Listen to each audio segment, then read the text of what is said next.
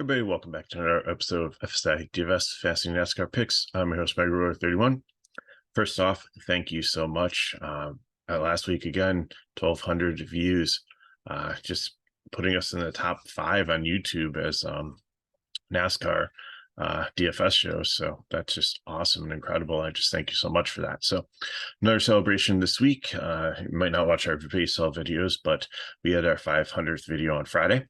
So if you go to our channel on YouTube and find the video, we're having a contest, which even if you don't watch a baseball video, you can still enter. So just go to the video. I won't make you watch the whole video. All you have to do is just go to the comments, and in it, I wrote out the prizes that were given away and the rules. So we're still keeping that open until midnight Eastern time this Thursday, and then we'll do the drawing of the baseball show on Friday. So all you have to do is subscribe to our channel, go on there, comment on the baseball video, and you can win a couple of the nice prizes that we have there for you. So this video is like 228. So we had 200 this year, which is pretty cool for NASCAR, but 500 is awesome for MLB. So probably hit about 300 next year. So maybe we'll do something special for that. And I do apologize for commercials that do interfere with this video. So when we start the playoffs that weekend, so it'll be probably 4 weeks from now, I'll do a commercial-free weekend for you, just as kind of a thank you for watching and putting up for them for most of the season.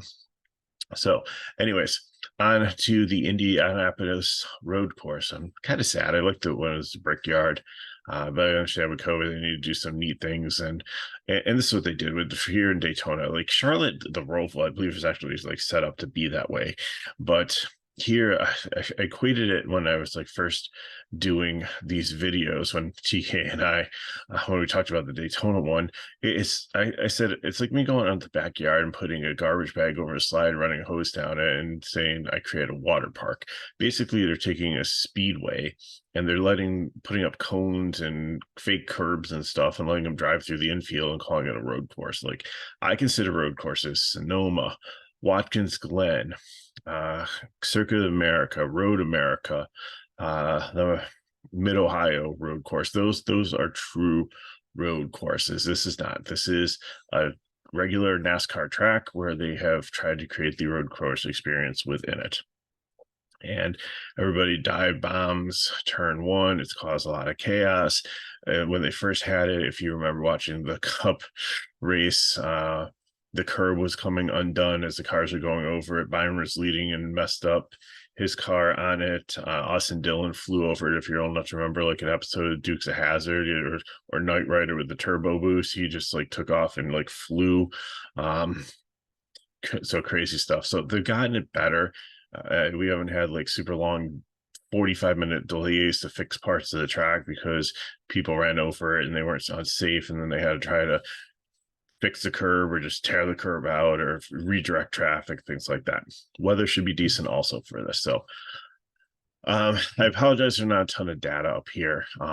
Reason being is there's a lot of storms in my area.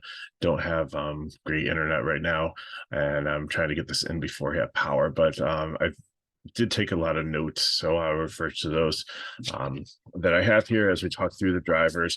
And unfortunately, the way things happened, like I don't have the practice times up here because they're just garbage. Because again, there was just a wide disparity between Group A, who had bad conditions, and Group B, who had really good conditions, and the practice time, you just really can't use them. At least with qualifying, that was a little bit better. And were 2 drivers, and we'll just start right there at the bottom, that are going to be prime plays and probably super chocolatey because of the way they're qualifying and the caliber of car they are. But we'll get to that in a second. So the one thing that many of you have been asking is, how do the playoffs work? So we got 3 more weeks. So in the next 3 weeks, we have anybody that wins that's a regular driver is going to get an automatic bid to the playoffs. And I believe there's still 4 bids open from the 16 drivers that they will be taking. Let me just look and see here. Right now, One, two, three. Yes. So there's 4 people in the top 16 right now that don't have wins. So that means that at least one person is pointing their way in, even if we get 3 randos. But what it does is kind of like if you watch the NCAA tournament, when those mid majors people get upset and the conference champion doesn't win the title for their conference, then you end up getting sometimes at large bids taken away. So uh, from bubble teams. So looking at the playoffs here, the ones that are in the gray X's, they're not drivers that are qualifying, so make that easy. The ones with the green, I mean, are that say in have won a race, they're already locked in the playoffs. The ones in the blue have to win a race pretty much. I drew the line at 44 points because I think that's pretty much where we're going to start. Actually, no, I have Chase Elliott at 55 there. So I think, and Cedric 53. So I think that they are not insurmountable yet, especially because some of these guys are good at road courses. And if they have a couple really good finishes, they might be able to point their way in. But they're probably over the next couple of weeks, a lot of these guys in red are going to turn to blue. And especially if we have a winner, then that's going to eliminate. The ones in yellow are the ones that have enough points to potentially make it in. I think Harvick and Keselowski are getting close enough to clinch if they haven't already. I can't confirm that, so I still have them as yellow. But the ones that are kind of in the bubble are Bubba Wallace at 58. If he has a couple of bad races, then he could fall out of the playoffs, and Ty Gibbs only up by 3 points over Mike McDowell, who's negative 3 points. So it's super close there between 16th and 17th for that last spot. But you still have Daniel Suarez is only 5 points out. You have Chase Elliott, who's 55 points out, and Cindric 53 points out, and AJ Allmendinger 24 points out. So you've got some people that might go more stage point racing than actual trying to win the race, but we'll see how that plays out here, because those stage points are definitely very important to try to get more points to get closer to that goal line to point your way into the playoffs. So we've had a lot of questions on how the playoffs work. So I'll just break it down really simple for you. At the end of the season, when those 16 drivers have made the playoffs, they get 2,000 points as a baseline. That's because so nobody else during the course of the playoffs, let's see, who's the point leader right now?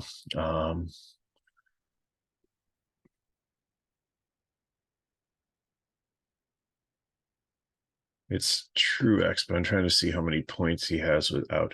Okay, so Truex has 799 points. So if they just did 1,000 points, it is feasible that a driver might be able to get to the 1,000 points and fall out of the early playoffs. And then when they get to other rounds, what they really want to do is they really want to separate the top 16 to make sure that they finish in this top 16, and that nobody that does not get into the playoffs could actually end up with enough points to end up being in the top 16. So this is important to NASCAR for the finish for the rest of the year. So all the rest of the cars will still compete for 17th on down and for owners and manufacturer standings.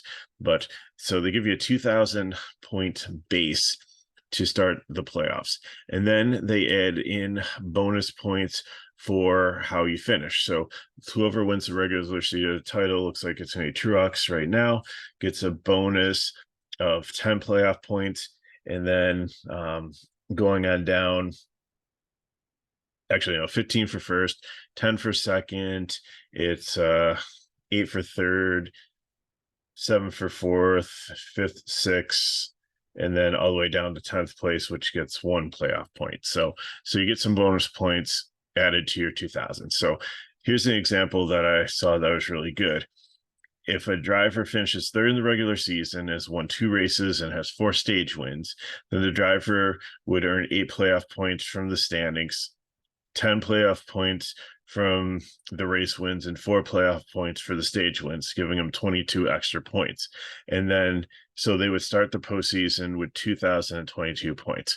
So they run 3 races. If you win a race, you automatically go into the next round of the playoffs.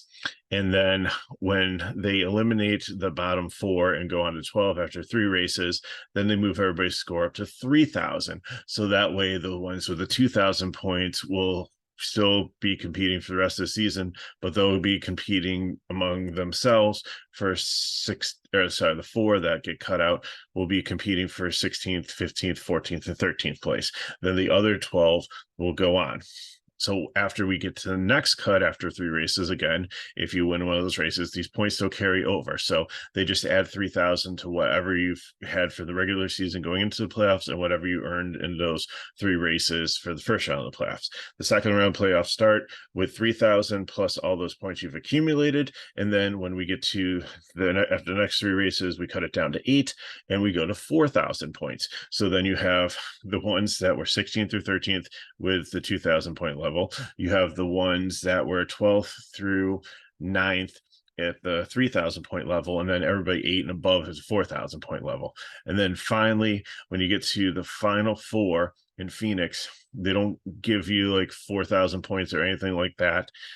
The top 4 guys or girls, or there's no females in Cup right now, but the top 4 drivers, it's just basically in that Phoenix race, whoever crosses the finish line in sequence, that's the order that they finish 1, 2, 3, 4 in the standings. Everybody else fights, the one group fights for 4th, 5th through 8th, the other group fights through 11th through 12th, the other one, et cetera, et cetera. So I think hopefully that explains it. So if you still have questions, put it in the chat. I'll explain more. Let me get into the breakout now. So all this is important because it will start to sometimes determine how drivers drive during the course of the rest of the season and into the playoffs. So Daniel Suarez got the pole, looked pretty good, pretty fast. He's 5 points out. So I think he's going to be a GPP. I like the price here. Rumor is that he might have the car that Van Gisbergen had at the Chicago. I haven't been able to confirm that or not. I read it a couple of places, but nobody was able to confirm it. But anyways, looked fast, did well, and he's got the pole here. But I just worry about him being able to stay up there because Tyler Reddick, the one who's starting second, has just been phenomenal at road courses this season. He's already in the playoffs, and this 23-11 program and Reddick have been very, very good. I see him getting out ahead of Suarez and then just pulling away. So I don't really feel I can play Suarez in cash, but I really like Tyler Reddick. I also like Chase Elliott here because he has to pretty much win. And I think that he either is going to go out there and try to lead laps and get points and maybe not necessarily win the race, but I think this is one of the best chances here or next week, which is another road course at Watkins Glen. They don't want to count on the final race, which is Daytona, which is super dangerous and super volatile to try to get in. So here's the chance. Reddick's already in. So I think Reddick and Elliott I really like in cash, but I'd only play one of the two. The correlation on this, you really want to place differential drivers, so it doesn't make sense. In Xfinity, I did play a lot of Ty Gibbs. I played a lot of AJ Allmendinger. They started 1-2. It worked out well. They kind of traded off the leads. There were a couple other guys mixed in there, but in the end, it worked. But I don't think it's going to work so much here. FanDuel, yes, play both of them. Play as many of the guys close to the front as you can because that's the way the FanDuel scoring system works. It's much different. They reward you for laps that you completed, and then they also reward you for finishing position more than place differential there. Place differential does factor in, but it's not as big as a factor as where you finish. Michael McDowell, he's been really good on road courses, really fast. Still going to give him a GPP here. If you want to mix them in with Reddick or Elliott, I'm fine. I mean, that might be a little bit of a different build if you think it's going to be hard to pass here. But everybody does dive bomb into turn 1 there, so there's a chance to pass. Plus, you go out and actually drive on the track at points too and straightaways, and there's places to pass there too. So it's not as prohibitive as the normal road course where you have to outbrake everybody and really try to get tight into the curves and like use your bumper a little bit and stuff. There are spots where people still do that here, try to ride people into the corner, ride them off the track and things like that. But there are some straightaways on where they go up and banking on some of the turns on the actual track part of it, and it works. So I like McDowell's GPP. Again, he could potentially win this race, but I really think Reddick or Elliott are better off. But at his price point, you can mix them in if you want to. Kyle Busch again has showed a lot of speed here. He has actually finished second, and fifth, so he's done really good on road courses. The weird thing about this is that Xfinity's run so many road courses recently, and so Truck. I thought the Cup must have a bunch under their belt also, but they really haven't. They haven't run a road course since July 4th weekend when they were on the street course in Chicago. And then before that, it was like almost a month before in June where they ran at Sonoma, and then they ran Coda in March, like early on in the season. So they really haven't done that much road course running. And sorry if I didn't explain it before, which I didn't. I apologize. If you watch these videos regularly, you know exactly what's going on here. The ones in baby blue are proficient at road courses, better than the average driver. The ones that are in tan here are road course ringers. They're guys that are brought in specifically by these car owners and these teams. They only run road courses. They are former F1 open wheel supercar, just lots of experience on actual road courses, and their sole job is to come in and run road courses. And we've seen a lot of this, like going back to the days of when Boris said used to come in and run Watkins Glen and Sonoma all the time. And you just have these guys are just simply road course ringers, and then eventually some of them do well and become actual Cup drivers. So Kyle Busch, even though he's done really well on road courses and stuff, he's too volatile for me, especially at this price point. So GPP.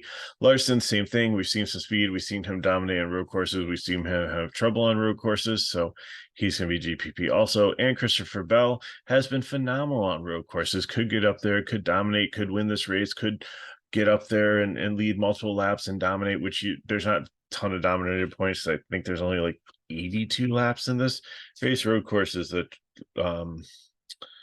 82 laps, yeah. The road courses, each lap takes so long that they don't have that many of them. So it's still 200 miles, but it's just a shorter or a smaller amount of laps. So you don't have as many fast laps, you don't have as many dominating points. So place differential is more important here, and finishing position.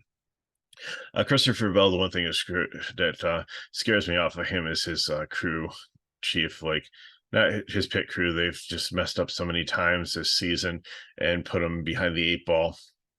So I like him, and I'll probably play him in some GPPs, but I just don't feel like he has the floor for cash. Shane Van Ginberg, the guy that won the road race in Chicago and looked really good.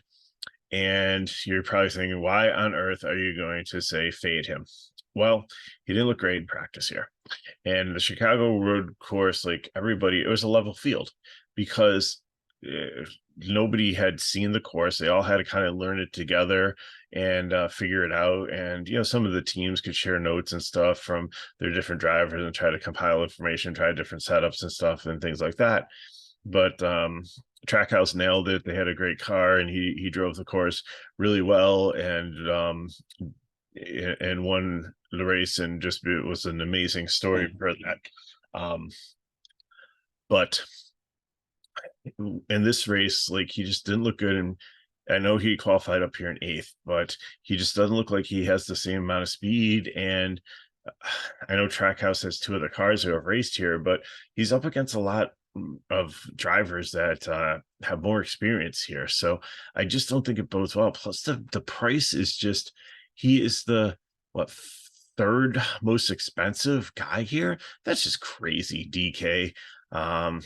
They just priced him out of being able to play. So at his price point, he needs to get up there and pretty much probably have a top 3 and lead some laps and stuff. So I just can't do it. I'm out on him.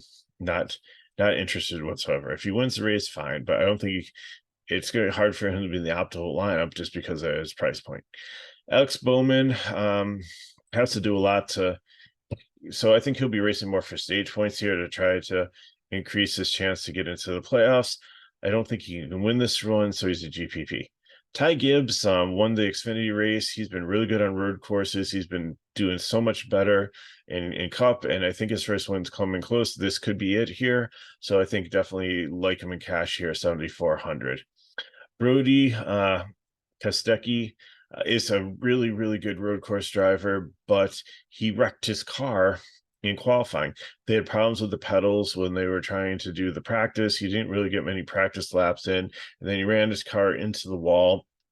And a lot of people questioned, like Childress, like, why are you bringing yet another car out here when your two cars this season have really struggled? And the couple, they've been phenomenal in Xfinity, but in Cup, it just seems like they're spreading themselves way too thin. And we saw that last year with like On Point Racing when they came out with 3 cars and then they couldn't win anything. With they were pretty competitive the previous year, but then they expanded their team to have more people and it's more resources spread out, and it just doesn't work as well. So I don't really think this guy in a backup car who didn't look great in practice hasn't.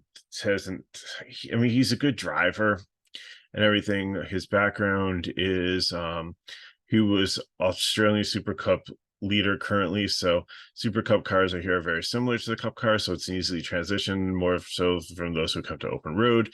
25 races.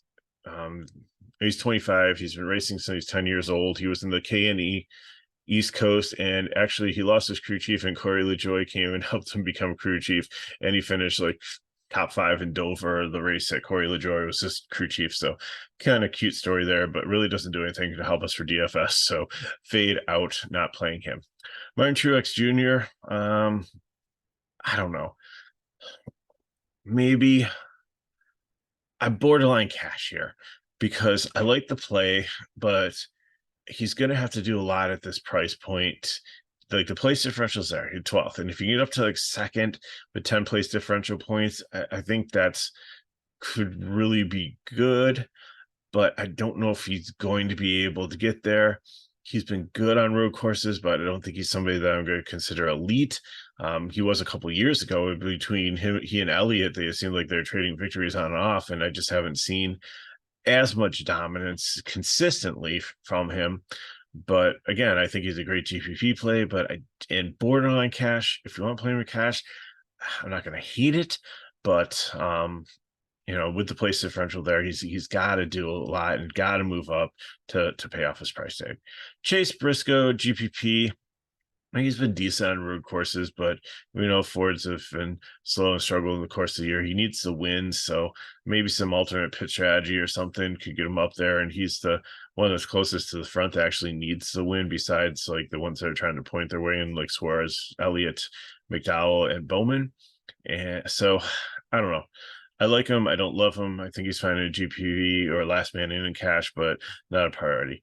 Corey LaJoie, really usually like him on he's like a cult classic, like fan favorite, underdog guy, but he's starting way too far forward here, so he's going to be a fade. Justin Haley, really liked him here at 15th. I think it's going to scare a lot of people off him. I think he's going to have low ownership because everybody's going to say he's starting too far forward. But I mean, he's on the same team as AJ Allmendinger, who is a road course savant. Like I said in the last video, he's like generational talent. And I think Haley has learned a lot from him, and Haley has become a really good road course driver. So 6,100, starting 15th, I can play him in cash. I think he can stay in the top 15 and definitely play off his price tag. Ryan Blaney, I'm going to give a fade. I took away his blue. Like, he used to be blue, but he has been bad on road courses. I don't know if it's just the Penske team this year is struggling or what it is, but he's a fade for me. He's already in the playoffs. I don't think he's really anything to prove here, and I don't really see much upside with his starting position. Chris Buescher, like, he has been super solid on road courses. I think he's had like 6, 7, 8 like straight top 15 or top 10s. Like, he's been very consistent on road courses, so definitely like him in cash. Love him starting at 17th. There's a little bit of place differential there. Probably can get up in the top 10, so we can get anywhere from 7 to 10 place differential points. 9,200, little stiff for the price tag, but I think it's worth it. And especially he's been in like really good forms, won the last 2 races. I mean, what else could he ask for here? Joey Logano, I'm going to give him a cash only for a couple things. He has been great at road courses, but he's got a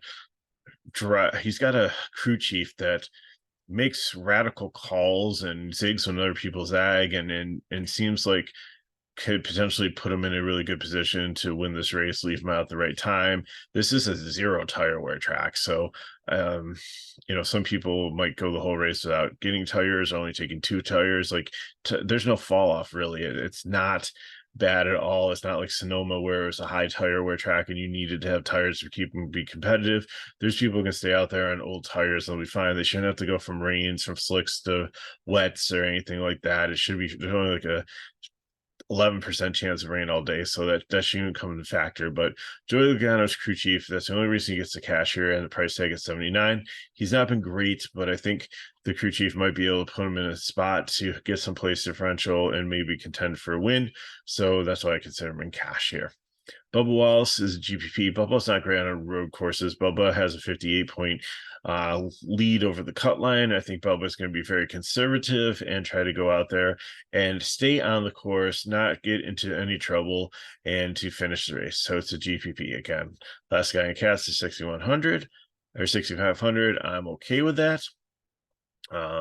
Gives you a little bit more place differential than some of the other ones in the range, like Briscoe. But if I did have it, I'd probably just drop down to Haley and leave the 400 on the table if I was right at 65 left and I didn't have him in my lineup already. Austin Cindric, I like him. He's probably one of the better Penske drivers, was very good at road course driving, has a lot of ground to make up. Definitely like him in cash, 8,100. I think he's a solid play. Starting 20th, can get up into the top 10 place differential points. Exactly what I look for. Ross Chastain had a super rough Xfinity race, all over the place, spinning out. So if that was practice for him, it didn't go very well. Hasn't really had a ton of speed here too. GPP for me. Would I be surprised if he won this? Absolutely not. But he already has the win. He doesn't really need to. I think again they'll probably more just go through the motions, see what they can do here, and if they can compete, they compete. If not, let's save it for the playoffs. Brad Keselowski, I think he's got another comfortable lead here, and I think he's a GPP because I like the price tag. He's been okay on road courses, but not great. So that's why there's the blue tag on him. But with the 168 buffer, I don't think he wants to lose any of that, especially with Daytona coming up. So I think he races conservatively, maybe tries to get up and to get to some stage points to continue to build upon that lead, but nothing spectacular here. Todd Gillian, if he can stay on the course, is a great road course driver. He was phenomenal in Truck Series, and here in Cup, he's been good too. 5,900, starts 23rd. I think he can finish in the top 25 at a price tag of 5,900. Definitely a cash play. Harrison Burton's usually a fade for me, especially starting this far forward. Last year, he top 5'd, I think, this road course, which was just surreal. I had to pinch myself when I look at the standing to make sure I wasn't dreaming. But blind squirrel finds nut on occasion. So I think that he is in play here for a GPP, but I don't really love it. He's borderline fade. Denny Hamlin, GPP, he just really didn't look good in practice here. And again, he was in the slower group, so maybe was part of the issue was the weather. But nothing didn't really impress me. At 9K, I would rather play find the 200 for Busher, 300 for Allmendinger, or drop all the way down to Byron for 100 less. I mean, I just really, in this 9K range, he's priced in no man's land. Really not excited. So AJ Allmendinger, starting 26, he hates his car, was complaining about his car the whole time, but he always hates his car. And we've seen him in bad cars be able to pick up 15 place differential points. So definitely has a ton of upside here. Can definitely get into the top 15, top 10. That gives you so many place differential points. I think he's definitely a lock him in prime play here. Austin Dillon, GPP. Again, these children's cars kind of spread out a little bit thin, having the third car out there. Nothing too exciting in road courses, nothing too exciting in practice or qualifying here. So GPP. Kimura Kobayashi. He's not the guy that used to compete against Joey Chestnut for hot dogs. He was a supercar racer in Japan. He's come over here, and he's actually done a lot of studying. He actually followed the 2311 team to the Chicago race. He was there shadowing them, seeing what they're doing, looking at the setups in the garage and everything. really wants to learn, dreams to become a NASCAR driver, and here's his first step. The car should be solid, look decent in practice. Didn't qualify that great, but I think you can definitely get some placed differential there. 7,100, if you can fit him in for that price tag, I think he's got a ton of potential. Andy Lally is a phenomenal road course driver in a very bad Rick Ware car. I don't know if the thing's going to hold up to make it through the whole race, so he's a GPP. Ryan Preece, I think you can play in cash. He's not a great road course driver, but he's got some upside starting 30th here. Justin Burton is a really good road course driver, but the same thing as Lally. He is in a Rick Ware car, but from what I saw in between the two cars, the 15 seems to be more solid. 15 looked better in practice, and Justin Burton or Button from England, he did race one of these races before. Maybe it was Circuit of America, and he was just complaining because like everybody's bumping and rubbing into him and stuff, and he just wasn't used to that. So maybe being a second race, that's kind of worn off, and maybe he'll start being a little bit more aggressive and stuff. So I'll give him a cash tag. I think he's definitely got some upside, but there's definitely some reservations, being his lack of experience in the Cup Series and with the car. Josh Bilicki trains people how to drive on road courses, but I'm just going to be a GPP here because BJ McLeod car is not very good. Eric Almirola has really struggled on road courses and at many points this season, so GPP, I'm not interested. Ricky Stenhouse is actually starting to become good on road courses. I haven't got him to the blue level yet, but he's kind of approaching there. There's a lot of place differential, a lot of upside here. He's only 5,500. I think he's a great play with, in your cash lineup if you're trying to get some of the more expensive upper plays in with my prime plays. So definitely one to look at. Ty Dillon is just an attrition punt here at GPP. I'm not going to give him a fade because I think there's some cars that could finish worse than him. He can't lose too many place differential points here, but he's probably would be one of my least favorite punts down here, almost on the fade line. Eric Jones, I mean, you got to put him in cash here just because he should be able to get at least 10 place differential points. It's not a 20 or 36 place car. You could probably get it to the top 25, especially with his experience on this track and with this team and everything. So I think we're fine there. Mike Rockenfeller taking over for Noah Gragson, who's pretty much done with this legacy team. I think he's a GPP here. He's got some upside, but I don't think, from what I saw in practice and qualifying, that there's a ton of floor there. So it's all speculation. And now we got our prime plays, which are just going to be probably locks for almost everybody on the slate. And if you want to fade them in GPPs, that's perfectly fine. But I don't think that you can really go wrong here. Kevin Harvick flat spotted his tires during qualifying, so he had a horrible qualifying and ended up 38th. And William Byron failed tech like 3 or 4 times. He lost his crew chief. He lost his firstborn child. He has to do a pass, and he didn't lose his firstborn child. I'm just kidding. It's almost like they took everything away from him, but the kitchen sink. But no, so they just could not pass in tech, so like tons of penalties and everything. And one of the also penalties, he's got to do a pass through the pits on lap 1, so don't know if he can take the green flag and go, or he has to like run a lap, and which I might help him be up to speed to go be able to do it. But he's going to fall behind, but it doesn't matter because somebody will run off the course. Probably you, Harrison Burton, or Ross Chastain.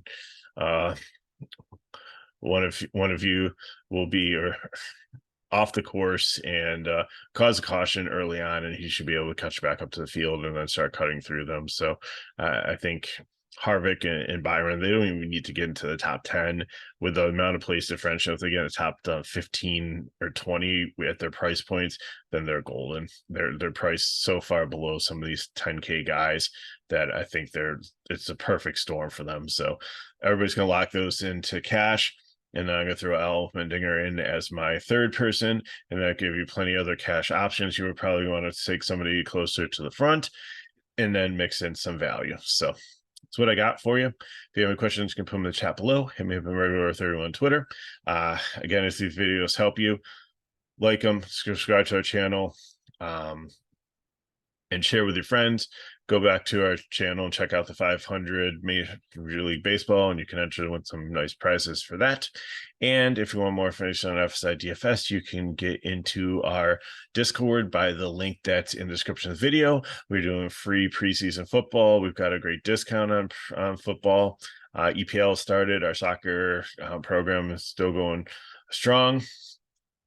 And we got PGA. We still got MLB. Just next month, NFL is going to start up. Hockey, McKinley will be starting up. We'll be doing NBA. So many things are coming. So lots of good things, very affordable pricing, and awesome customer service. So thanks again for watching. Appreciate it. Sorry, there's not a ton of data on here, but I think we definitely talked about and covered everything that we need to do. So hope everybody has a good weekend. Good luck in your contests, and I will see you next week for Watch What's Going.